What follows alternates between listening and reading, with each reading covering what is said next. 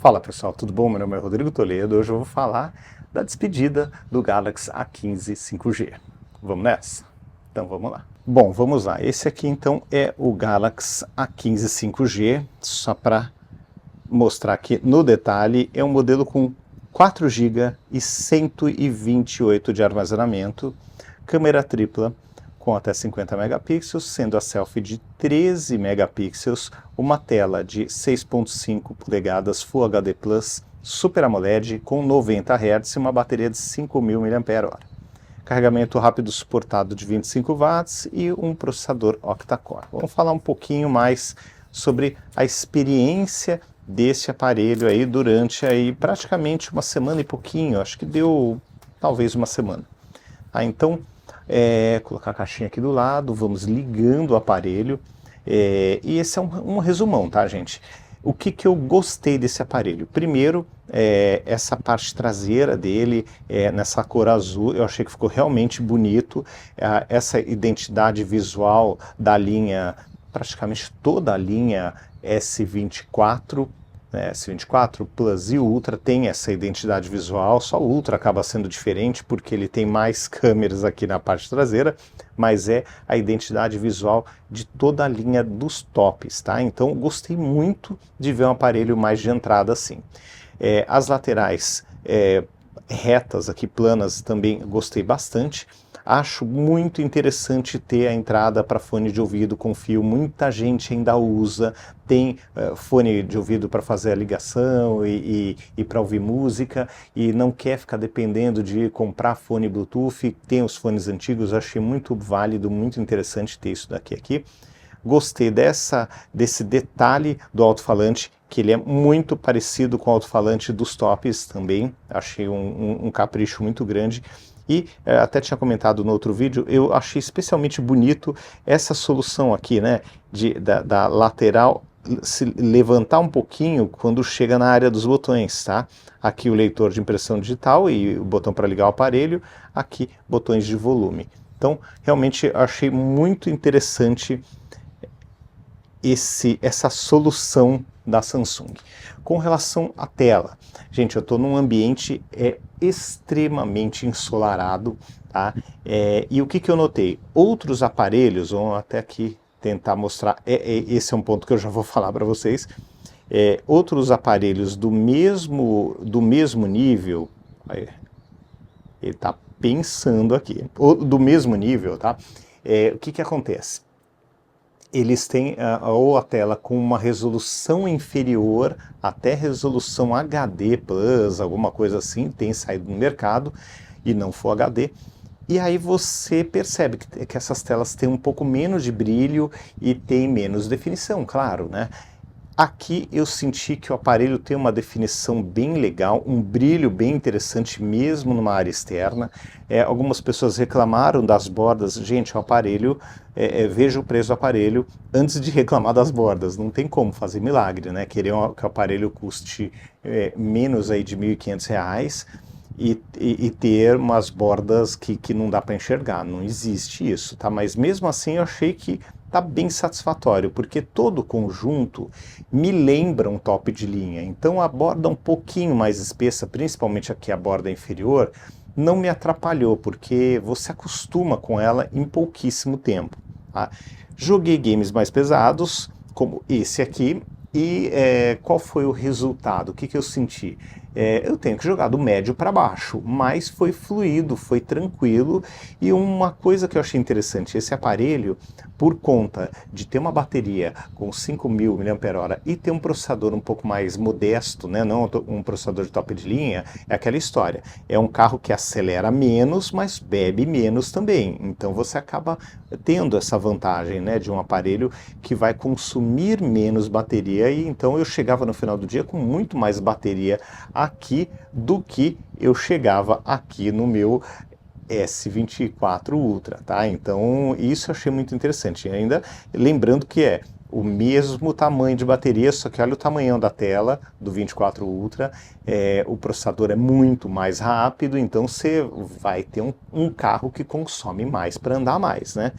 Agora, sentir que às vezes não é tão rápido quanto eu gostaria, senti, gente, mas assim, o que eu percebi? Muitas vezes você acaba de ligar o aparelho e aí ele vai ser um pouquinho, uma fração de segundo, olha só, mais lento aqui, a câmera, tá?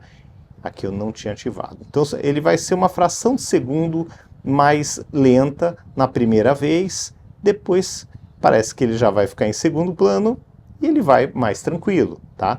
Mas você tem que lembrar que você não está com o aparelho top de linha, ó. Depois que abriu, a primeira vez vai ser chato, assim, chato numas, né? Chato para quem tem um top de linha em casa. Para quem não tem, gente, na boa, você vai sentir que o aparelho, ele não é o mais rápido do mundo, mas ele não chegou a travar. Isso que é interessante. Outro ponto que vale a pena deixar bem claro, tá? Esse aqui é o de 128, tá? É o de entrada mesmo. Aqui eu tenho 4 de RAM. Então realmente é pequenininha a RAM, só que eu tenho a RAM Plus. Então você ativando não é a mesma velocidade da RAM normal, mas é um incremento e você sente aí como se estivesse usando o aparelho com 8 de RAM. Tá? Então realmente não achei que ficou ruim, não achei que ficou lento. Eu me adapto muito bem ao aparelho que eu estou usando, gente. Então, para mim, ficou tudo bom, tudo tranquilo. Depois que eu me situei onde eu estava, ó, parece que ele vai ficando mais liso, ó, conforme você vai usando, ó, as coisas vão abrindo mais rapidamente e segue a vida, tá? O que eu senti falta nesse aparelho? Eu acho que faria uma diferença interessante, por exemplo, aqui ó, dá para ver que não está aqui, o modo DeX, tá? Por que eu insisto sempre nesse ponto? Eu acho que o modo DeX ele é mais importante em aparelhos mais de entrada do que aparelhos top de linha. Por quê? Porque quem tem um aparelho mais de entrada, gasta menos com isso, tem chance de, por exemplo, ter somente um bom computador na empresa, onde trabalha, no trabalho, e não em casa. E aí eu acho interessante ter um modo DeX para ser uma espécie de mini computador para usar em casa. Basicamente, o meu ponto é esse, tá? Então acho que vale a pena, poderia ser um negócio bem interessante, né, para incluir nesse tipo de aparelho mais de entrada, e eu senti sim falta. Por outro lado, tem NFC, não é todo aparelho mais de entrada que tem NFC, e aqui é super bem-vindo, que você pode cadastrar seu cartão e fazer seus pagamentos.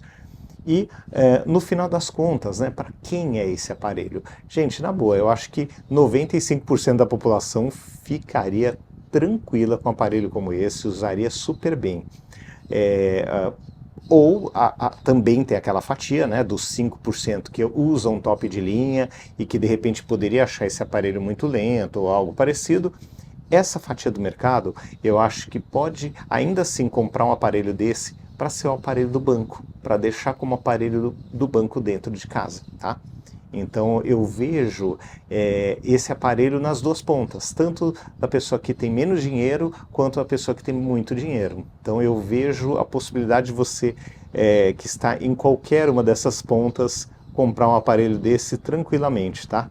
E assim, gente, o desempenho tá ok, né? Parece que no começo até subir todos os recursos, tal, ele dá uma pensada, mas depois conforme você vai usando a diferença é muito pequena, gente. Não é aquela diferença que você fala, meu Deus do céu, não. Ó, então a impressão que dá que depois que você começa a usar, as diferenças somem, né? Elas vão ficando pequenas, né? O primeiro uso, claro, tem ali, parece que ele pensa um pouquinho mais do que o modelo top de linha, tá?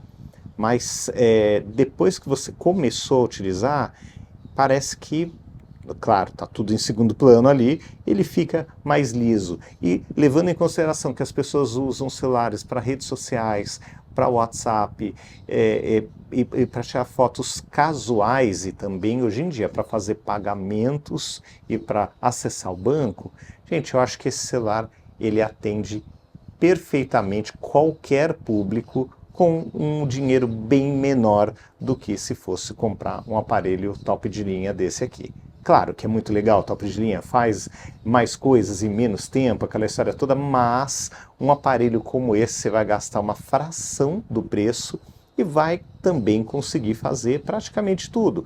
Vai ter o gráfico no máximo? Não vai. Mas, que eu digo aqui, ó, a única coisa que eu realmente senti falta foi o modo DeX, tá? Porque eu acho que nessa faixa de mercado ele é importante. Só isso. De resto, gente, você se adapta super bem. Em pouquíssimo tempo eu já estava usando ele aqui tranquilamente, respeitando, claro, né, que ele tem um processador menor, ele tem 4 de RAM, 8 com RAM Boost ali, RAM Boost, né? Meu, gente, é uma questão de você se adaptar, mas realmente é um aparelho bem legal, bem interessante e que eu acho que vale a pena considerar, tanto quem está no topo da tabela quanto quem está no pezinho ali dela, no comecinho da tabela, querendo gastar bem menos. Bom, pessoal, então é isso. Esse foi o vídeo de despedida do Galaxy A15 5G, que é outro ponto interessante, independente da sua região ter ou não 5G, você ter um aparelho desse padrão aqui, mais de entrada, já compatível com a rede 5G, eu acho que é muito interessante, é muito legal, que eu brinco que ele fica meio à prova de futuro, então eu acho que é uma escolha interessante também pela 5G, independente de você ter ou não acesso a ela hoje, pode ser que amanhã você tenha, pode ser que no ano que vem você tenha, então você sai com um aparelho já preparado para o futuro, que eu acho muito legal. E é isso, gente. Esse então é a despedida desse aparelho. Obrigado pela Samsung por ter emprestado mais esse celular para teste e nos vemos aí no próximo vídeo, tá bom? Um grande abraço para vocês. Até mais. Tchau, tchau.